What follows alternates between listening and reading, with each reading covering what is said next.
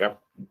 All right. So this was the last slide from yesterday. Don't type this out. You already got it. All right. So yesterday we were, again, me talking, you trying to stay awake, but I appreciate you. We were talking about kind of like the end of Mesoamerican civilizations. We were talking about the late period Mayan civilization, the establishment of Chichen Itza, which is a mix of Mayan and Toltec during what they call the late classical period there. And then the Aztecs were the kind of the dominant power in Mesoamerica when the Spanish arrived. Unlike the Mayans, the Aztecs created an empire. Right? At its peak, probably about 3 million people were basically subjects to the Aztecs. Unfortunately, that's going to kind of backfire on them because a number of these kind of native cultures viewed the Aztecs more of a threat than the Spanish, who were a relatively small contingent of conquistadors. But they did have a few things to their advantage. One, they had horses. Another one, they had gunpowder. And another one was diseases. Right? That's going to be the thing that pretty much wipes out a lot of these native populations. Primarily smallpox, measles, which these native cultures were not exposed to, so their immunity is virtually non-existent towards them. In certain places, there's about 90% of native populations will be wiped out because of disease. This is going to be one of the factors that leads to, like, when these groups, these European colonists, having to look for cheaper labor options, and that happens to be kind of the African slave market. All right. But like the end of we talked about how like the Spanish kind of benefited from a irony in which they arrived in 1519, which coincided on the Aztec calendar of the reemergence of the god Quetzalcoatl, who was portrayed as being fair-skinned and coming from the east and stuff like that. And so the last kind of fully independent Huaytotoni, the Aztec kind of ruler, Montezuma II, was captured and then kind of died mysteriously. And then the conquistadors, after fleeing Tenochtitlan, get a number of kind of native allies, and they basically kind of like destroy Tenochtitlan, build it up as a Spanish city. All right. So by 1520s, Tenochtitlan is no longer an Aztec city; it becomes a Spanish city. Now, while this is kind of going on to the south, we see the kind of the arrival of the emergence of Andean Civilizations in South America. Other civilizations we talk about, like kind of like Brazil and stuff like that. We talk a little bit about on the next chapter. But when the term the Andes Mountains are basically the long mountain range that makes up much of western South America. The name itself comes from the Spanish term for andinas, which means steppes or terraces. The civilizations that live in this area are going to kind of like live in various kind of terrains, mountainous terrains, dry deserts, tropical rainforests, and such. So when the Spanish arrived, they would see that these cultures would kind of farm like this, what they call steppe farming, because they're farming more vertically than horizontally because of the lack of land here. But it's this area where the potato originates from. All right. If it's not for the kind of Spanish kind of connection to the Inca, then we probably wouldn't have French fries to a certain extent. The potato is a kind of a revolutionary crop that's going to be able to kind of be grown like it's a poor man's crop, if you will. Peanuts have their origins here. We'll talk about next week the whole kind of agricultural exchange we see between the new and old world, if you will. Now, obviously, the kind of civilization that everybody tends to focus on are the Inca. All right. But there's a couple civilizations I want you to know about that are kind of influential to that story, because the Inca are only going to be in power for about 100 years.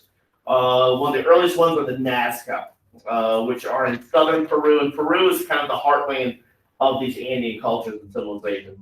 The Nazca are going to start the kind of tradition of mummification in this area. There's a lot of mummies in this region, mainly because the Nazca inhabit a place called the Atacama Desert, which is a kind of coastal desert. It's incredibly dry.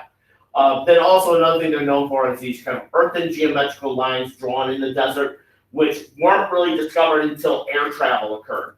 All right, and pilots are talking about these ancient airstrips they would see crisscrossing the desert, and then they would see these kind of they get a clear kind of image of like kind of animals, like this is supposed to be a whale. All right, so they call these the Nazca lines. All right, this one, the spider, is definitely kind of like distinguishable here. Based on the soil extraction there, it's usually the years about 80, 200, about 300. And you see the crisscrossing of these kind of like what they call these ancient airstrips. All right. And they found, since the use of drones, they found some more that they weren't aware of. I'm going to play this video. There's no like buddy talking or narrating. It's just a little music and text.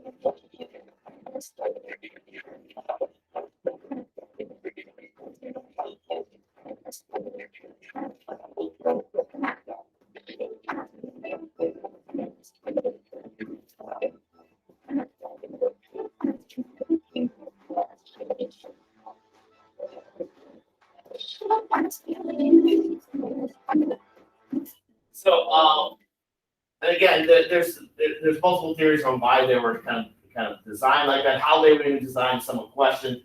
They actually tested out like a concept that they believe they may have had hot air balloons that just hovered over the kind of the desert floor where they could draw those out. Not totally sure. There's one theory that those were basically kind of there for the condors, because when the condors returned, that would be the rainy season would come and the rain would, the water and stuff like that. But that whole like ancient alien thing, not to harp on that again, the whole concept of the ancient astronaut theory comes from a book called Chariots of the Gods with this guy named Eric von Däniken, who wrote extensively that the Nazca lines were developed by aliens. But again, that's kind of like cheapening the kind of like contribution to the cult. Also, through the Nazca had a lot of mummies. They're the ones who kind of start that kind of tradition of mummification. In the desert, you would find just done naturally in many cases. However, like a lot of cases, these kind of tombs were kind of raided to be sold on the antiquities market. I used to show a video before we talked about this section, and they had a mummy, a Nazca mummy of a young girl. When they unwrapped her mummy, they unwrapped her headdress. Her hair was still intact, like her braids were it was basically kind of like intact. So this looks fake, but it's actually a real kind of like mummy that was unwrapped. The hair looks like it's like a kind of a Rastafarian wig or some sort. So the Nazca are the ones that got started, and the Inca would have like they were known to have like a kind of like a court of the dead, in which they would have like kind of like leaders that were kind of mummified, and they would kind of confer with them over important decisions and stuff. So the Spanish eventually kind of put the kibosh to that and had them buried in Lima. And then another civilization of the Moche, which is just to the north. The Moche are probably the ones that have the most amount of gold. And when the Spanish are obsessed with this entire city made of gold, which is famously known as El Dorado, right? The Moche also believe had engaged in kind of ritual sacrifice for the purpose of kind of growing crops and stuff like that, which was continued on by the Inca. Most of the gold that's attributed to the Inca actually come from the Moche. And the Moche in 1987, when they were diverting a river, they washed it through, which was like kind of a temple complex, exposed a tomb that they considered at that time to be the kind of the wealthiest or the kind of the richest tomb found in the Americas, and that's the Lord of Tupan. In this tomb, they found a man that was probably between the ages of 35 and 40, about 5 foot 5 inches tall, not very tall, but he's buried with jewelry, gold, turquoise. He has people that are buried with him that are probably retainers. Even a dog that's buried with them. You see this guy up there was probably a worker that was probably encased in the tomb, so he wouldn't give up the kind of location. But you see pottery, tools, and stuff like that. So those things being buried with this guy indicate what the Moche probably believe in. Yeah, an afterlife, right? And since 1987, they found about 14 more of these these tombs. Now, this is the one that's most elaborate, but they believe this was kind of like a Valley of the Kings, so to speak, for the Moche, right? But the civilization that everybody talks about, there's an extensive amount of knowledge on in this region, are the Inca. I'm gonna play this TEDx video, which is gonna kind of talk about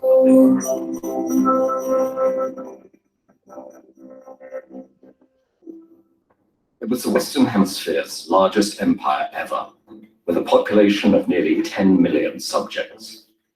Over an area of more than 900,000 square kilometers, its people built massive administrative centers, temples, and extensive road and canal systems.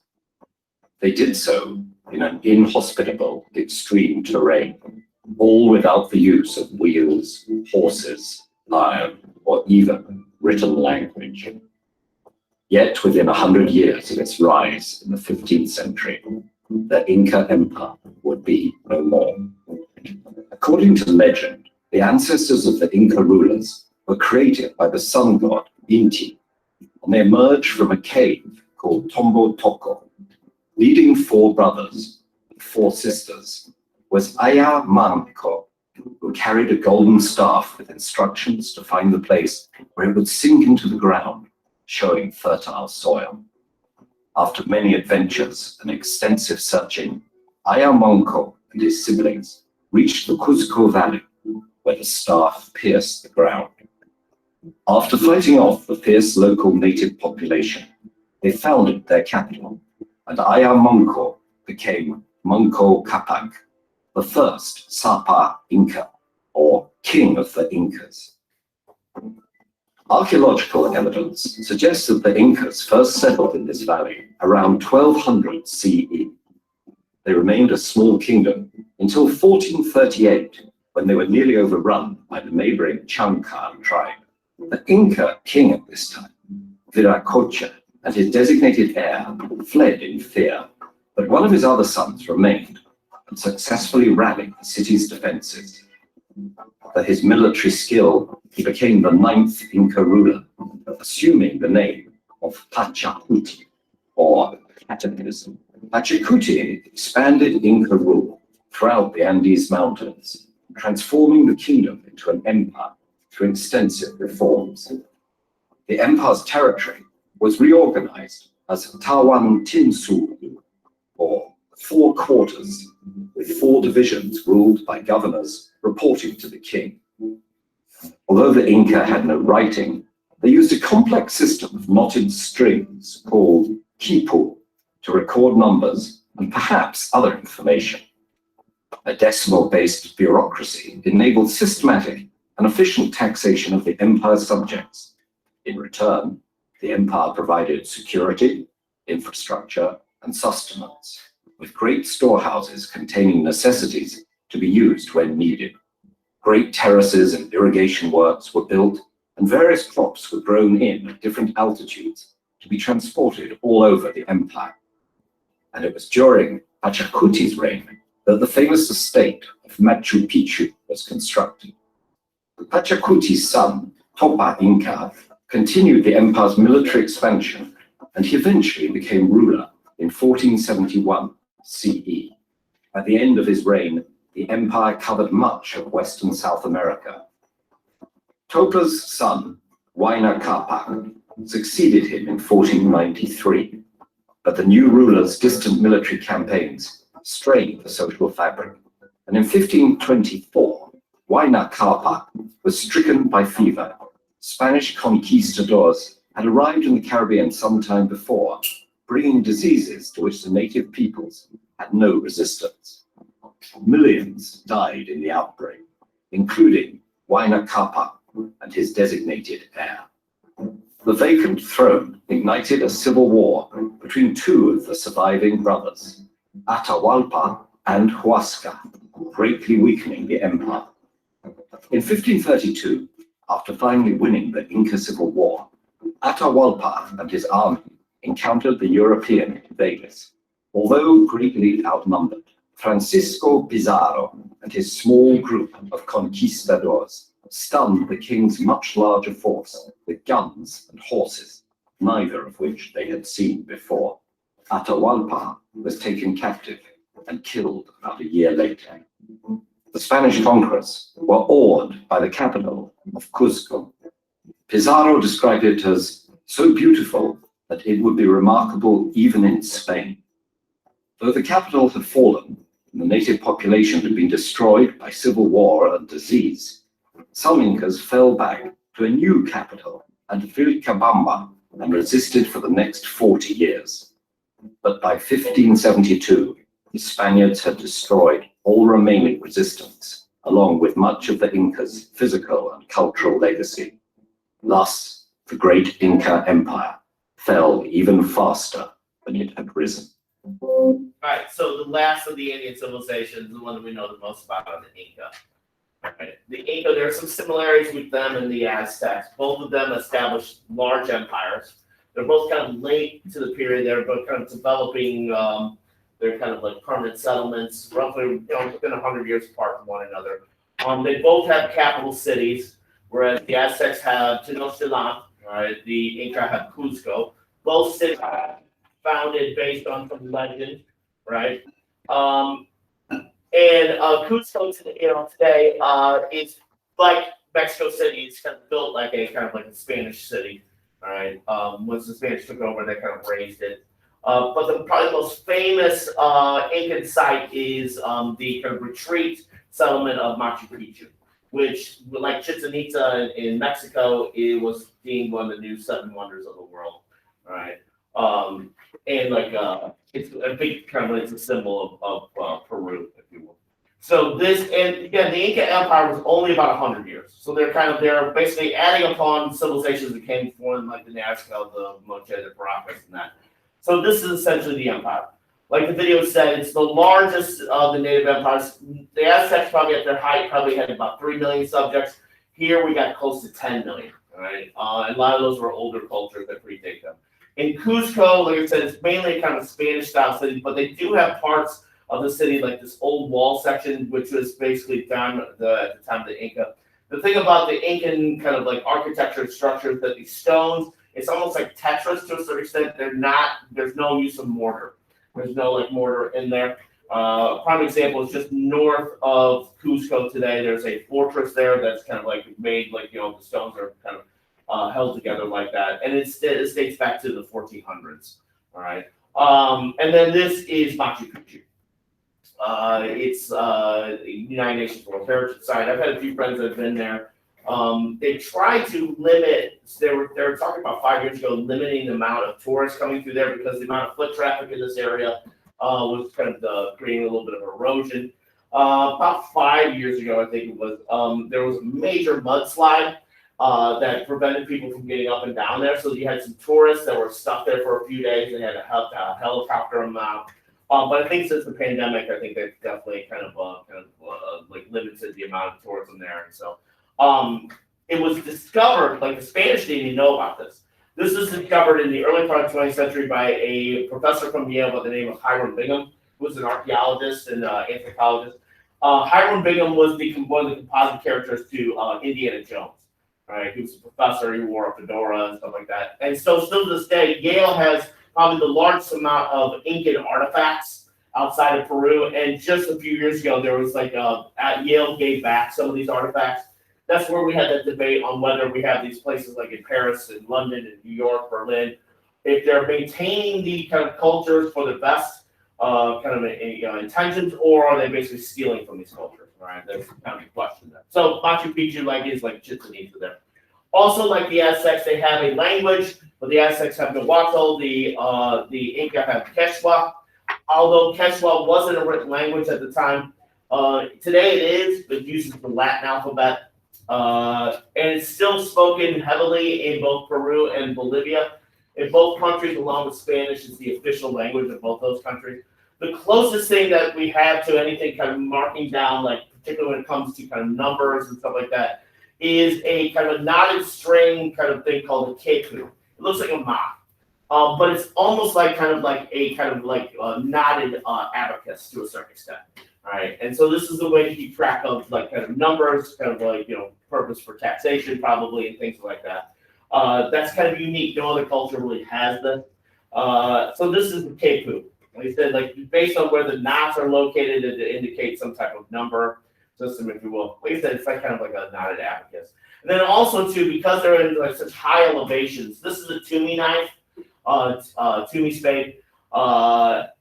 It's believed that because you're in high elevations to low elevations, that people would get headaches. If you've ever been to like Colorado or over like that, it's like you definitely kind of feel that with less oxygen.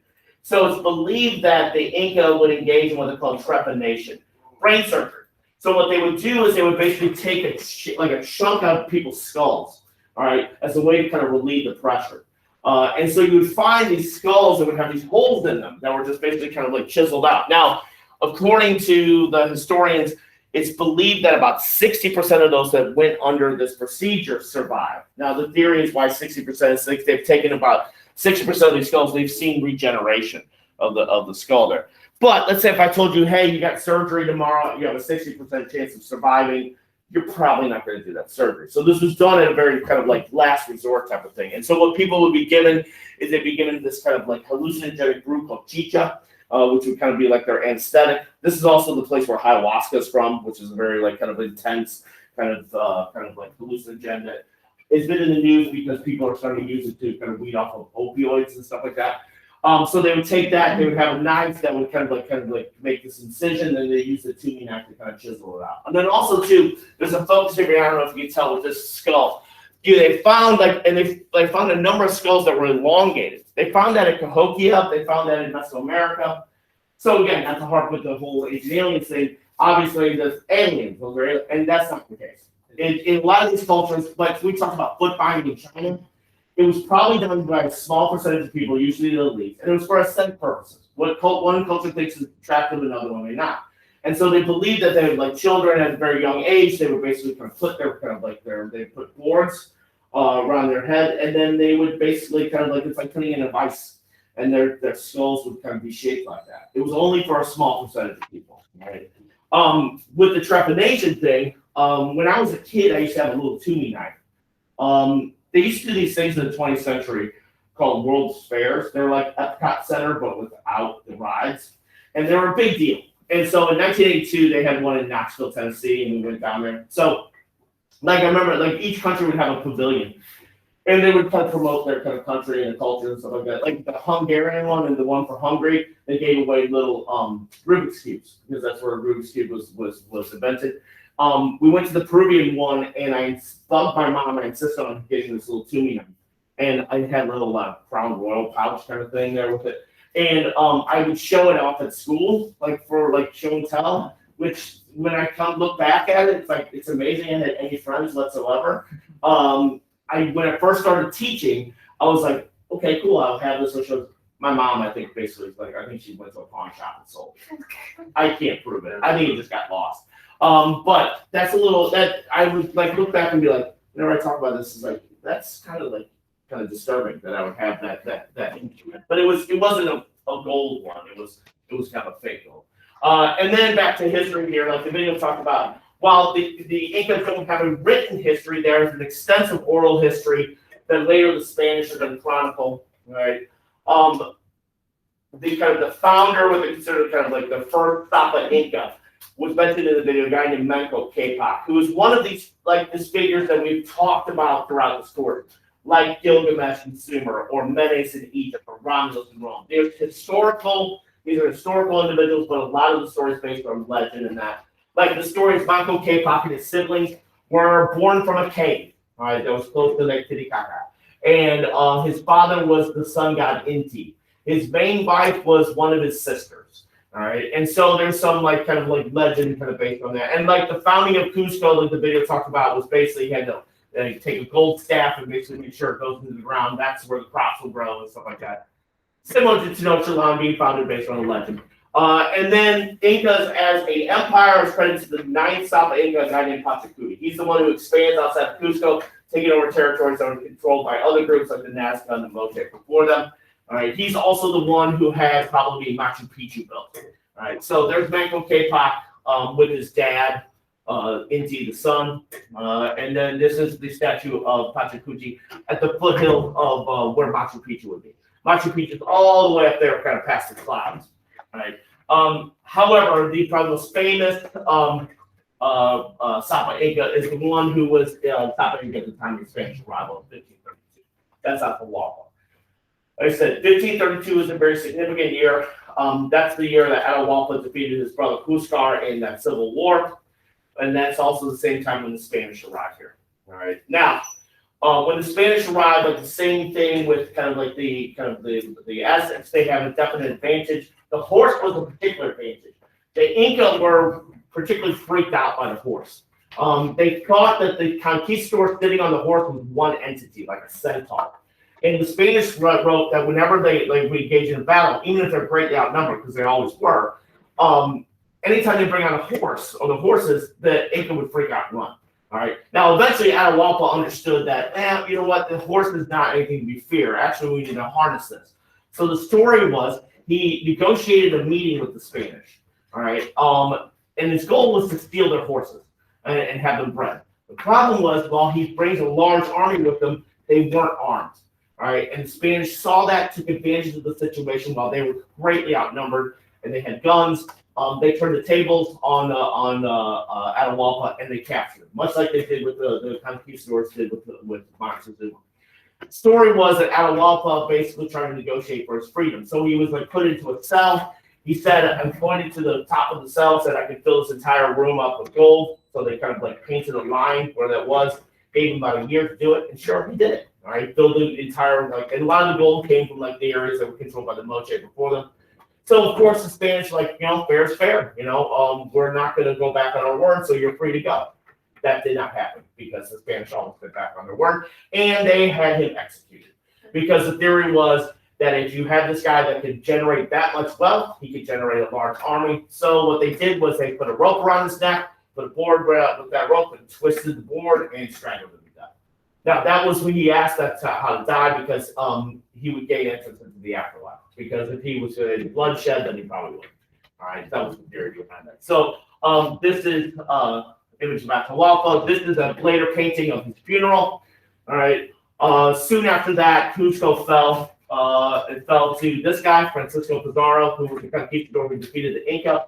Ironically, he was a distant cousin to Cortez. All right. Now, the video said there was a number of Inca that fled Cusco and went to a kind of a stronghold called Vilcabamba. They kind of established their own kind of little capital there. About 38 years. The last Sapa Inca that was in control of Vilcabamba, that was eventually defeated by the Spanish, was a guy named Tupac Amaru. That's who Tupac Shakur is named after. All right, that's the original Tupac. Tupac Shakur's mother was Afeni Shakur, was a member of the Black Panthers. And the Black Panthers were aligned with a Marxist kind of rebel group in Peru called the Tupac Amaru. All right, so that's who he's named after. So that's the original Tupac. All right. After the death of Tupac Amaru, the capture of Tupac Amaru, the Spanish basically kind of level any of these kind of Incan cities and put them up as Spanish cities. All right, and we have a similar situation with Mexico. There's Francisco Pizarro, and then there's the original Tupac.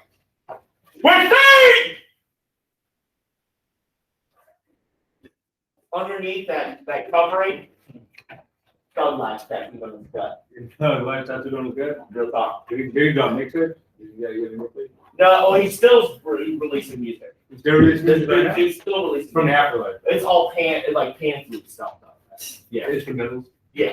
So he was a producer. He He did a little both. did a little both? Yeah. So he was He did a little both. He liked Kanye.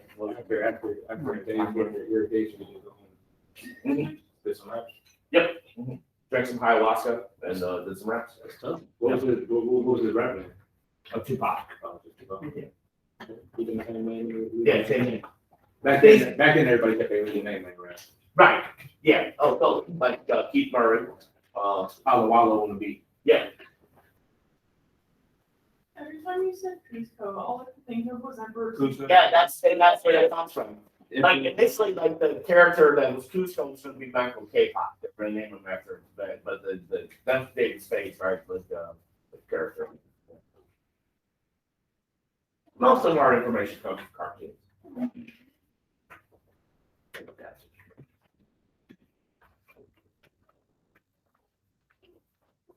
I'm still recording.